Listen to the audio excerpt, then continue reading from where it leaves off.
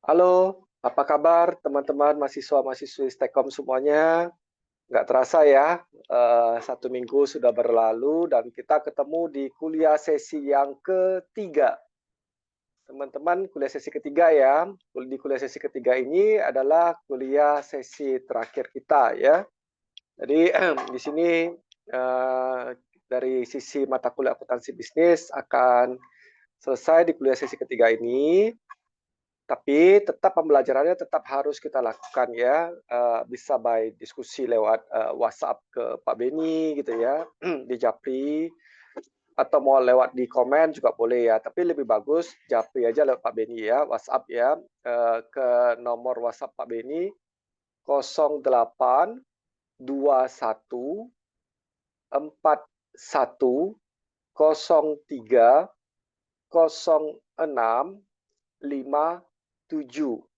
Ulang ya, 0821410657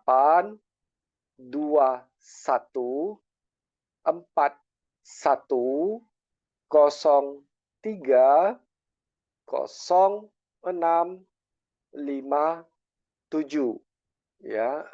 Jadi teman-teman, jika selama di mata kuliah akuntansi bisnis ini ada kendala apapun juga, kalau ingin diskusi atau ada kendala dari sisi ujian dan apapun juga, silakan feel free japri Pak Beni ya. Tapi tentu saja kalian harus mencantumkan nama kalian siapa itu ya, dari kelas mana, dan kalian harus ngomong tuh, kami mahasiswa Stekom, mata kuliah akuntansi bisnis gitu ya. Karena kalau kalian nggak ngomong itu, Pak Beni pasti tidak akan respon.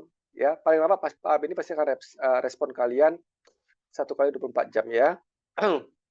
Itu semoga paling lambat Pak Beni akan respon. Oke ya. Nah, teman-teman, kita sudah berada di ujung perkuliahan sesi ketiga. Nanti di sesi ketiga ini kita akan lebih bahas lagi lebih dalam mengenai interpretasi dari sebuah laporan keuangan ya, karena kan mata kuliah adalah akuntansi bisnis dan kita akan mengambil sebuah contoh gitu ya, pembahasan dari sebuah perusahaan. Pada kesempatan ini kita akan membahas perusahaan dagang gitu ya. Jadi bagaimana kita bisa melihat perspektif accounting ya, perspektif seorang accountant gitu ya, dari bisnis gitu ya. Tapi kita ambil dari sisi perspektifnya perusahaan dagang. Ya, itu cara kita nanti melihatnya tadi ke arah sana ya, teman-teman ya. Oke, di kuliah sesi ketiga ini seperti biasa dan selalu luar biasa, kita tidak sendirian teman-teman, kita selalu didampingi oleh partner Pak Beni ya, seorang wanita yang sangat baik, yang sangat jujur, rajin menabung tentu saja ya. Dan beliau juga adalah seorang profesional ya, profesional di perusahaan multinasional company, bukan perusahaan ecek-ecek, multinasional company teman-teman. Dan jabatan dari partner kita ini bukan juga di level biasa, beliau memegang jabatan dari sisi corporate strategic planning gitu ya. Nah, ini sungguh luar biasa bagi kita karena kita didampingi dengan seorang praktisi. Di samping itu, beliau juga seorang dosen ya. Beliau juga seorang dosen yang yang kegiatan sehari-harinya ya seperti yang Pak Bin lakukan ke kalian ini, mengajar gitu ya. Oke, kita sapa ya di sana. Selamat siang Bu Frida, apa kabar? Ya, selamat sore Pak Beni. Oke, selamat siang, selamat sore, selamat pagi semuanya. Oke, Eng, sehat Bu Frida? sehat Pak. Oke, ini perkuliahan kita cukup panjang lagi Bu Frida. Kita akan melangkah kurang lebih 2 jam setengah. Kita akan melangkah di sesi ini. Bu Frida, kami mohon dengan sabar ya, dengan sabar, pelan-pelan, supaya teman-teman mahasiswa-mahasiswi bisa menangkap substansinya ya. Jadi perkuliahan kita ini bukan banyak-banyaknya materi ya teman-teman, bukan materi terus gitu loh. Aduh, sampai buat kalian tuh puyeng gitu ya. Ya, kenapa bisa seperti itu? Ya, karena saat ini Pak Beni sama Bu Frida juga lagi ongoing menuju S3, lagi penulisan disertasi gitu ya. Kami juga ya ngerasain lah bagaimana kalau seorang dosen itu ya yang hanya memberikan materi yang panjang sekali gitu ya. aduh ampun kita kan ya untuk mempelajarinya ya secara teori lagi gitu loh. Apalagi tidak ada sisi implementasinya gitu loh. Nah, ini kita bersyukur ada Bu Frida juga dari sisi praktisinya, di samping itu Pak Beni juga seorang praktisi ya. Jadi kita lebih banyak membahas konten-konten praktisi. Nanti mungkin kita bisa juga nanti sharing-sharing nih sama Bu Frida nih, tanggapan dari Bu Frida itu ya. Semoga Bu Frida bisa memberikan beberapa insight ke kita juga nanti ini. Mudah-mudahan Bu Frida berkenan ya Bu Frida saat kita nanti diskusi juga Bu Frida. Iya, Pak. Oke, sebelum berdiskusi, izinkan dulu Pak Beni melakukan share materi gitu ya, share materi berdasarkan perspektifnya dari sisi praktisi dunia real ya. Tapi kita juga tidak boleh luputkan dari sisi akademisinya ya. Kita harus balance. Segala sesuatu yang tidak balance dalam kehidupan ini pasti hasilnya tidak baik gitu. Oke Bu Frida, kita mulai pelan-pelan saja Bu Frida. Ya, sedikit mengulang yang minggu lalu ya, Pak. Minggu lalu Silakan. kita kan membahas mengenai macam-macam laporan keuangan ya. Yang pertama ada Yes. laporan laba rugi, yang Hmm. kedua adalah laporan ekuitas pemilik, yang ketiga Hmm. ada neraca, dan yang keempat laporan arus kas. Mm-mm. Oke. Kita akan masuk. Ini ada contohnya, bentuknya laporan laba rugi. Ada Oke. keterangannya pendapatan jasa, itu di bawahnya dikurangi dengan beban operasional, itu ada beban upah, beban sewa, beban perlengkapan, beban utilitas, beban lain-lain. Hasil pengurangan pendapatan dikurangi beban, hasilnya laba bersih. Dari Oke. laba bersih ini akan lari kepada laporan ekuitas pemilik. Sebelum masuk ke laporan ekuitas pemilik, mungkin izin Bu Frida, Pak Beni boleh untuk sedikit memberikan beberapa insight masukan untuk laporan laba rugi ya. Ya, ya. Oke, laporan laba rugi ya, kita bicara ini perusahaan profit atau tidak ya, kan kira-kira seperti itu ya. Ini perusahaan profit atau loss, untung atau rugi sih, kira-kira seperti itu. Nah, teman-teman harus paham di laporan laba rugi ini ya, di laporan laba rugi ini teman-teman harus paham gini loh. Laporan keuangan ini ya, karena kita bicara akuntansi bisnis ya teman-teman ya. Kita tidak berbicara dari perspektifnya akuntansi keuangan ya. Jadi jadi tetap template-nya sama-sama template-nya accounting, tapi perspektifnya bisnis gitu ya. Tapi kalau kita bicara dari akuntansi keuangan ya kita nggak bisa lari kemana-mana selain kita harus comply 100% dengan PSAK, pernyataan standar akuntansi keuangan yang saat ini mengadopsi yang namanya IFRS, International Financial Reporting Standard, atau biasanya disingkat IAS gitu ya, International Accounting Standard. Itu financial accounting tuh. Nah, kita di mata kuliah akuntansi bisnis, jadi perspektif kita tuh perspektifnya bisnis nih. Nah, bisnis itu apa sih Pak Beni? Nah, Pak Beni selalu seringkali menyampaikannya kan di kuliah sesi 1, sesi kedua. Bisnis itu adalah bagaimana setiap proses yang ada dalam sebuah perusahaan atau organisasi itu bisa memberikan sebuah nilai tambah, ya, sebuah nilai tambah dalam setiap dia punya bisnis prosesnya atau kita kenal dengan istilahnya apa? Value chain, ya kan? Value chain. Nah, rantai nilai itu ya, itu yang harus kita berikan nilai tambah karena segala sesuatu yang tidak memberikan nilai tambah alias tidak ada nilai itu jangan dilakukan ya. Karena kenapa? Kalau itu dilakukan, maka itu akan membuat kita punya beban gitu ya, membuat kita punya biaya itu semakin besar gitu loh.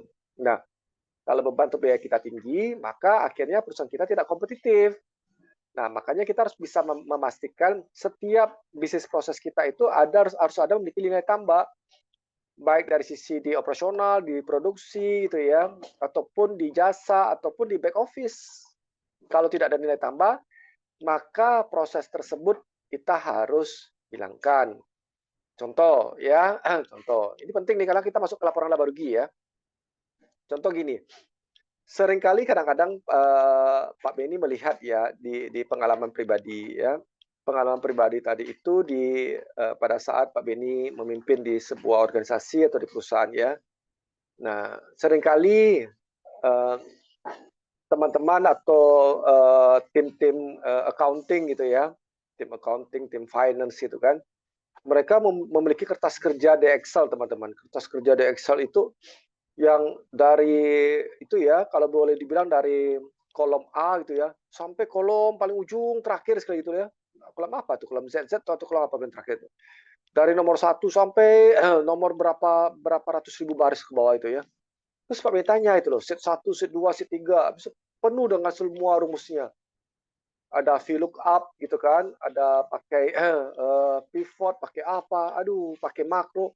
Pak tanya sama mereka, ini semua proses yang kalian lakukan ini contoh ya supaya kalian paham ya. Ini semua proses yang kalian lakukan ini, apakah ini nanti dibutuhkan data ini sebagai informasi dan apakah informasi kalian nanti ini setelah diolah dari data, itu informasi tadi itu akan digunakan pada saat pembuatan decision maker gitu ya, decision making, pembuat keputusan. Nah, kalau boleh Pak Beni ngomong ya, hampir 90% mengatakan seperti ini. Pak, kami memprepare aja Pak Beni. Ya, kita prepare aja. Nanti kalau ditanya, kita sudah punya jawabannya. Kalau ditanya Pak Beni, tapi kalau nggak ditanya ya nggak apa-apa kan. Kan untuk jaga-jaga Pak Beni. Jangan sampai nanti kalau ditanya, baru kita akan kasih tahu, kita bilang kita belum ready. Nah, nanti kita kena marah dong Pak Beni. Sama kita punya atasan gitu kan. Nah, ini menurut Pak Beni sebuah hal yang keliru ya. Betul, dia dia punya inisiatif yang baik gitu kan. Dia punya sebuah inisiatif yang baik. Kan kalau ditanya dia sudah punya persiapannya. Nah, pertanyaan Pak Beni, kalau nggak ditanya, ya kan nggak ada salah Pak Beni. Oh salah, kenapa salah? Karena setiap kali activity yang kalian buat itu mengandung biaya teman-teman. Kenapa? Karena pada saat kalian membuat segala macam rumus-rumus itu ya, rumus-rumus VLOOKUP dan segala macam tadi itu, yang penuh semua kertas kerja kalian itu ya, itu pasti butuh waktu, benar kan? Dan kalaupun kita buka, itu pasti Excel-nya muter-muter gitu ya. Kalau spek komputer atau spek laptopnya rendah. Nah, itu kan alhasil apa?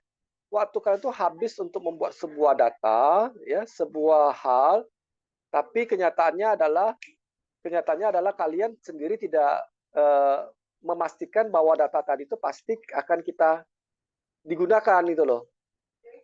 Nah, itu kan yang PR yang menjadi berat kan.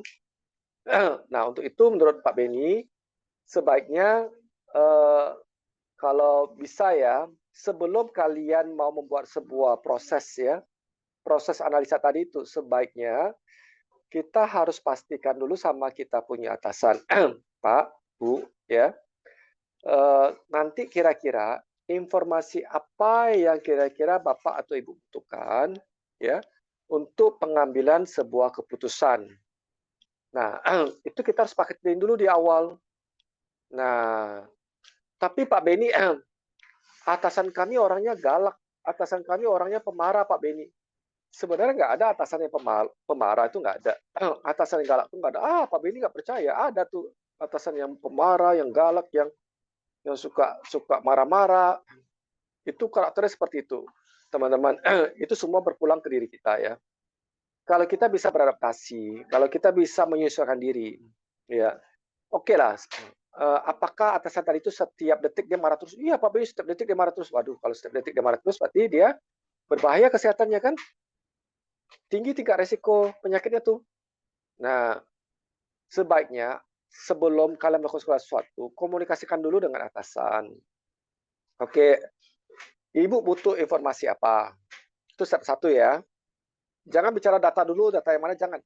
Ibu butuh informasi apa dari saya? Supaya memudahkan Ibu Bapak mengambil sebuah keputusan. Nah, itu harus clear dulu tuh. Oke, saya butuh informasi ini, informasi ini, informasi ini, informasi ini. Clear kan? Nah, oke, dari informasi ini kira-kira kapan informasi ini akan tersaji di tempat ibu bapak butuhkan? Paling lambat kapan? Harus sign dulu tuh. Jangan sampai informasinya sudah tersaji, tapi kita menyajikannya sudah lewat deadline, nggak ada gunanya lagi. Itu sia-sia, ya kan? Nah, kita harus pastikan kapan ibu bapak tadi itu atasan kita itu membutuhkan informasi ini. Kita harus clear dulu di situ dulu. Oke ya, dua ya. Ini kedua nih. Yang pertama tadi apa? Pastikan dulu informasi apa yang dibutuhkan atasan kita dalam mengambil keputusan. Informasi ya, bukan data loh. Informasi A, B, C, D. Oke. Informasi ini harus kita sampaikan ke atasan kita tuh paling lambat kapan? Clearkan dulu di situ. Nah, so clear kan? Lalu barulah kita mulai memikirkan bagaimana sih cara memperoleh sumber data tadi supaya kita bisa olah menjadi sebuah informasi. Nah, baru kita mulai tuh. Oke, datanya ada terpecah-pecah Pak Beni. Datanya ada di bagian A, ada di bagian B, ada di bagian C. Ada di departemen A, departemen B, departemen C. Pecah-pecah semua Pak Beni. Ini gimana? Baru kita pikirkan tadi. Kita fokus ke sana. Bagaimana cara kita bisa memperoleh sumber data dulu tuh. Nah, karena kalau sumber data tadi itu kita tidak rapikan data flow-nya, aliran datanya, ya kan? Dan kita biarkan aja dengan cara yang terdahulu. Orang dulu lakukan seperti ini kok Pak Beni. Ya udah kita follow aja Pak Beni. Nggak boleh. Nggak boleh. Kalau kita follow yang terdahulu, ingat kalau kita follow yang terdahulu, kalau yang terdahulu itu masuk jurang, kita ikut masuk jurang dong. Ya kan? Kalau yang terdahulu tadi itu dipecat, ya berarti ending kita juga ujung-ujung dipecat juga dong. Nah, kita harus punya prinsip sendiri dan cara berpikir sendiri gitu loh. Nah, lalu kita mulai merapikan dari source data tadi, data flow-nya seperti apa gitu ya. Ya, aliran data lah ya. Itu yang penting kita lihat tadi. Oke, ke arah mana data flow tadi. Nah, setelah itu kita memikirkan lagi langkah kedua. Bagaimana sih lakukan data analisis tadi? Bagaimana sih kita bisa mengolah data tadi sehingga menjadi sebuah informasi? Nah, dari sana kita harus lakukan improvement juga. Oke, selama ini data flow tadi itu ngalirnya ribet. Nah, supaya simple gimana? Supaya memudahkan gimana data flow tadi? Oke, oh caranya gini nih, kita harus punya caranya seperti A, 1, 2, 3, 4. Nah, gitu kan. Habis itu cara analisa seperti ini nih. Nah, sehingga mungkin karyawan terdahulu yang ngerjakan itu bisa sangat telat sampai ke meja atasan kita, ya karyawan terdahulu ya, sebelum kita masuk bisa telat-telat terus, kita bisa lebih on time. Oke. Yang kedua, mungkin yang kemarin itu dikasih ke atasan kita tuh cuma data, informasinya nggak ada karena belum diolah. Sudah kok Pak diolah Pak, cara olah gimana? Iya Pak, ini Pak. Kita adu kita VLOOKUP data di kiri, data di kanan, kita putar, kita pakaikan rumus-rumus ini Pak. Pakai if, keluar deh semua Pak. Itu tidak berupa analisa. Ya, itu permainan rumus-rumus di Excel. Analisa itu adalah gini loh. Data tadi itu diolah ya, dimasak data tadi itu. Dikasih kecap, dikasih bawang gitu ya, dikasih saus. Nah, sehingga data tadi itu siap untuk dikonsumsi. Nah, kita harus lihat tuh, oke, informasi yang dibutuhkan oleh atasan kita tuh mau seperti ini. Nah, apakah data source kita tuh sudah cukup? Kalau belum selama ini terus mau gimana? Oke, kita harus dapatin lagi data dari eksternal, ya kan? Data eksternal lagi yang kita harus lihat. Oke, belum cukup juga nih. Oke, kita harus lakukan observasi di lapangan. Belum cukup juga nih, kita lakukan interview lagi sama user di masing-masing fungsi kan. Nah, kita memikirkan sampai ke sejauh itu loh teman-teman. Akuntansi bisnis ini. Bukan hanya sekedar memikirkan standar akuntansi keuangannya. Pak, jurnalnya harus kayak gini, Pak. Pak, pengakuan matching konsepnya harus seperti ini, Pak. Nggak seperti itu loh. Kalau standar akuntansi keuangan, udah kalian harus comply aja dengan PSAK, comply aja dengan International Accounting Standard, pasti benar. Karena acuan dari external auditor itu mengaudit ya International Accounting Standard, ada standarnya. Justru kalau kita bergeser dari standar, maka apa yang terjadi? Salah mencatat tuh kita, nggak boleh, ya kan? Jadi enak tuh, sudah ada guidance-nya. Cuma memang kita harus belajar lebih dinamis ya, karena setiap waktu, setiap saat PSAK itu akan mengalami sebuah perubahan-perubahan mengikuti bisnis model yang terus dinamis ya. Nah, sedangkan akuntansi bisnis beda. Akuntansi bisnis ini adalah bagaimana yang kita pikirkan itu adalah setiap kali yang kita olah data informasi keuangan tadi itu, kita harus memastikan bahwa ada sebuah nilai tambah. Ingat kata kunci bisnis apa tadi? Nilai tambah. Bisnis itu adalah memberikan sebuah nilai tambah, nilai diferensiasi, ya kan? Sehingga customer merasa worth it untuk mengkonsumsi kita punya produk barang ataupun jasa. Nggak mengatakan mahal. Ini worth it sih. Nah, ini beyond expectation sih. Nah, itu harus keluar tuh dari sisi perspektif customer. Nah, itulah yang harus kita ke arah sana. Nah, Pak, ribet Pak Beni, cara Pak Beni itu, udahlah, sudah tahu Pak Beni tahu nggak, gaji kami itu nggak seberapa, ya kan?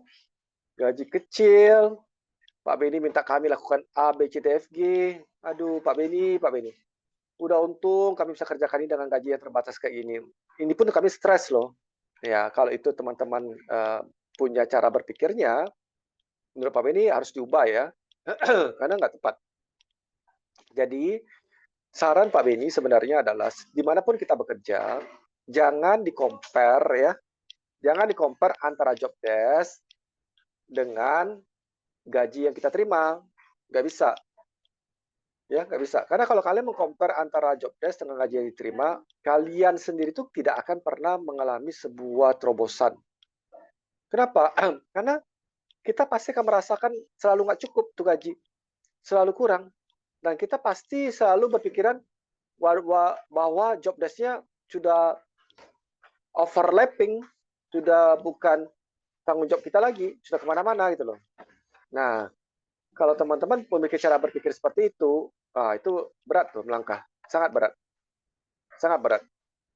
Nanti kalau ada layoff ya atau PHK karyawan yang punya cara pemikiran seperti itu adalah orang yang pertama yang akan di PHK sama perusahaan. Itu berbahaya. Nah, tapi dengan cara pemikiran tadi kita memberikan sebuah nilai tambah tanpa meng-compare ya sebuah job description tadi dengan kita dapatin gaji, artinya gini loh. Udah kita berikan aja yang terbaik, yang melebihi daripada dari sekedar gaji kita terima. Artinya apa? Diri kita asah terus-menerus, diri kita yang kita pertajam terus-menerus lewat exercise dari atasan kita tadi itu, kita kasih yang terbaik terus gitu kan. Walaupun gaji kita terima itu nggak seberapa. Oke, setidaknya kita bersyukur dulu ya, karena banyak sekali pengangguran di luar sana dan kita masih bisa bekerja nih. Nah, yang kedua, dengan kita mempertajam terus-menerus, kita punya skill, kita punya analytical thinking, kita punya kompetensi. Suatu ketika, ya, suatu ketika ada opportunity lewat. Misalnya ada perusahaan lain yang membutuhkan kita punya skill tadi yang sudah kita asah. Kita tinggal mudah, kita bisa pindah itu loh.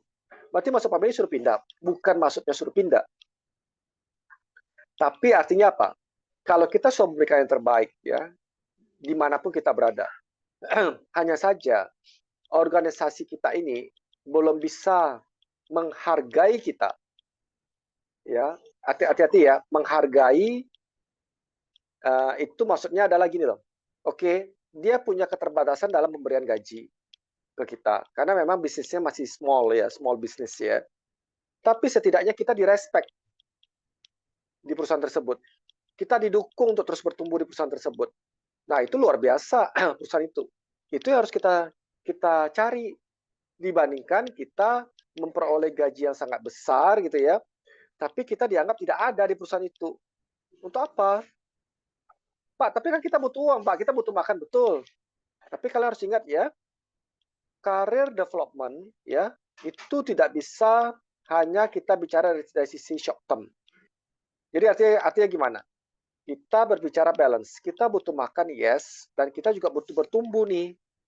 Ya kan? Nah, kalau Pak Beni awal-awal ya dalam mulai merintis sebuah karir gitu ya. Pak Beni lebih cenderung tidak melihat kepada gaji dulu, walaupun tetap gaji Pak Beni butuhkan loh ya. Karena kan kalau nggak ada gaji terus mau kenapa? Kita harus lihat gaji. Nah, hanya saja Pak Beni lebih cenderung membutuhkan lah ya, menginginkan atasan yang mendukung pertumbuhan strategic thinking-nya Pak Beni. Mau dia dukung terus gitu loh, untuk Pak Beni bisa bertumbuh. Nah, itu luar biasa. Karena pada saat kita baru tamat kuliah atau seusia baru 20 tahun ya, 25 tahun, itu saatnya adalah kita menggali sebanyak mungkin, melakukan exercise mempertajam kita punya mindset kita itu setiap hari kita pertajam. Karena memang di usia tersebutlah waktunya seperti itu. Tapi Pak Beni kan ada yang usia 20 tahun, 25 tahun itu yang crazy rich gitu kan ya, yang wah langsung dia kaya mendadak. Kita kepengen juga seperti itu Pak Beni. Kita harus ada loncatan-loncatan yang signifikan gitu ya. Nah, mereka-mereka yang bisa crazy rich tadi ya, tanpa framing ya, adalah asli memang benar-benar mereka punya sebuah terobosan yang luar biasa. Itu bagus kalau kita mempelajari di luar tanggung jawab kerja kita di perusahaan. Ya, kita pulang atau di hari Minggu kita belajar ke arah sana, kenapa enggak? Itu kan cara berpikir yang benar ya. Tapi kalau kita mau menyontoh ya, cara mereka buat framingnya, cara mereka untuk apa namanya di sosial media, untuk apa? Untuk apa kita kelihatan kaya gitu loh. Tapi sebenarnya kita belum mampu ke sana. Karena kehidupan ini nggak kaya yang penting teman-teman. Kehidupan ini sebenarnya yang penting itu adalah bagaimana kita bisa menjadi sumber berkat bagi orang lain. Kalau kita sudah menjadi sumber berkat bagi orang lain, artinya apa? Diri kita tuh sudah berkenan dan disertai oleh berkatnya Tuhan terlebih dahulu. Nah, perkenanan Tuhan itu yang harus kita cari. Cara perkenanan Tuhan apa? Kasih yang terbaik. Itu paling penting. Kita apa? Teman-teman nggak happy kalau misal kalian dipakai oleh Tuhan sebagai saluran berkat untuk membahagiakan keluarga kalian. Kalian dipakai sebagai saluran berkat untuk menolong teman-teman kalian. Happy toh? Ada kan perasaan yang lebih tenang gitu kan? Nah, itulah cara berpikirnya ke arah sana tadi. Ya, jadi kita berfokus tadi itu adalah apa? Tidak semua data itu diolah, ya, dimasukkan ke formula, tapi endingnya bukan itu yang dibutuhkan. Nah, itu paham dulu ya. Itu bayangkan jika seluruh karyawan melakukan hal seperti itu, kira-kira gimana? Itu betapa tidak efisiennya perusahaan tersebut. Nah, kalau perusahaan tidak efisien, mana bisa kompetitif? Nggak mungkin kita bisa bersaing, kan? Bukan masalah kompetitor itu jatuhin harga, tidak. Karena cost kita terlalu tinggi untuk hal-hal yang tidak punya nilai tambah, tapi kita kerjakan. Nah, itu nggak mau, itu nggak boleh itu loh. Apalagi kalau kita bicara di sisi perusahaan jasa. COGS perusahaan jasa itu teman-teman adalah manusia. COGS dari manufaktur itu yang dominan utama itu adalah direct material. Baru yang kedua direct labor, ya kan? Yang ketiga direct overhead. Tapi untuk perusahaan jasa, ya, untuk perusahaan jasa, COGS-nya cuma satu, manusia. Nah, bagaimana manusia tadi itu kalau tidak efektif cara dia bekerja, wah berat teman-teman, bisa minus. Nah, sehingga seringkali keluar terminologi seperti ini, single agent multitasking. Kalau dulu kita bekerja ya di angkatan Pak Beni, kita dikasih tanggung jawab A, maka tanggung jawab A aja yang kita pegang, ya kan? Kita dikasih tanggung jawab B, maka tanggung jawab B aja yang dipegang. Kalau sekarang nggak, teman-teman. Bisa nggak si Wati atau si Budi, contoh nama, itu sekali pegang mungkin 5 tanggung jawab yang berbeda. Bisa nggak tuh? Nah, tapi Pak Beni, nanti internal kontrolnya gimana tuh Pak Beni? Kalau seandainya segregation of duty-nya, ya, atau level of authority-nya kena nggak Pak Beni? Tidak menjamin ya, orang yang banyak dalam sebuah perusahaan itu tidak terjadi fraud. Ya, tapi sekarang bagaimana perusahaan itu berlomba-lomba, satu orang itu bisa mengerjakan banyak fungsi. Pak, berarti perusahaannya pelit dong Pak Beni, ingin memperkerjakan kita saja, ingin memeras tenaga kita saja. Tidak. Kenapa bisa satu orang bisa mengerjakan banyak fungsi? Karena kita bersahabat dengan teknologi. Nah, teknologi tadi itulah menjadi personal assistant kita itu untuk membantu kita dari 5 tanggung jawab fungsi tadi. Makanya untuk zaman sekarang ini kalau single agent multitasking tadi tidak bisa terjadi, cuma ada beberapa alasan ya. Pertama, pasti perusahaan tersebut belum membangun teknologi sebagai sebuah fundamental dari core bisnisnya. Itu satu. Yang kedua, berarti orang-orang yang ada di sana itu belum ready untuk menggunakan teknologi tersebut. Makanya tidak bisa terwujud single agent multitasking. Nah, impact negatifnya apa? Cost-nya tinggi. Kalau cost-nya tinggi apa terjadi? Maka ya nggak laku produk kita. Nah, kalau sudah nggak laku produk kita gimana? Ya bulan besok kita juga berakhir kan kita punya karir. Waduh, kuliah ribet.